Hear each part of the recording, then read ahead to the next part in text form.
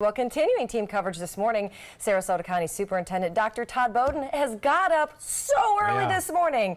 He is live in our studio right now for more on the new school year. Thanks for waking up with us. Absolutely. Good morning. It is so early this morning. Now, one of the things that we were talking about, as us as parents and students, we're buying 68,000 things of pens and notebooks and backpacks and all that good stuff this last week. What are you as a superintendent doing this last week before school starts?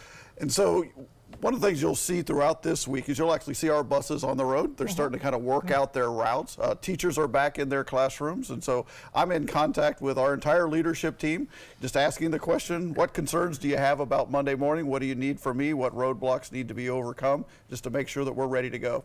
How did you feel about Sarasota County's decision to go with its own internal police department? Manatee County has school guardians. It's a state mandated thing. Not everyone in Sarasota County agrees with this decision. How do you feel about this internal police department now? You know, I wish we had a little bit more time. You know, time was really the debate in my mind. There was never in my mind a debate about it was the right decision. We went with sworn law enforcement officers that are directly under the command and control of the school district. We did that in record time. And so I never questioned the decision to stand up a police department because I understand that a sworn law enforcement officer should be the highest standard.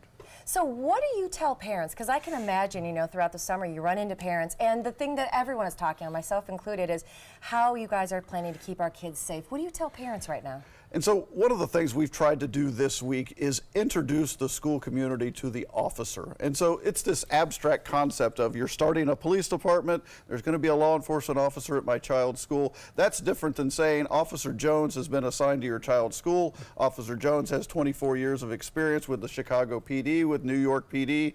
And so letting them know the officer that's going to be on their campus every day is very important to us. Certainly, your job certainly has changed the past year or so with all the school security.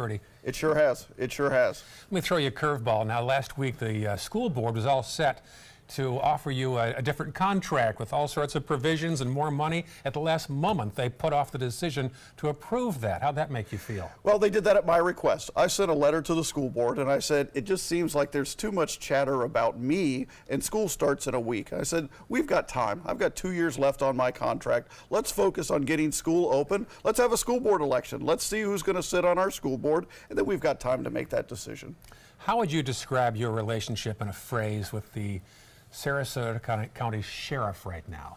I think we're in a good place. I think we're in a good place. We've hired a chief of police. He's a sworn law enforcement officer. That was one of the points of contention, which is how do you share information from a law enforcement agency to a school district? There are certain sensitivities around that information. And so one of our charges to our new chief of police is to develop those relationships with his peers in law enforcement, and he's done a great job of that. Very fluid time right now. Yes. All right, some good answers to all of our pressing questions. Again, thank you so much for getting up this early and hanging out with us this morning.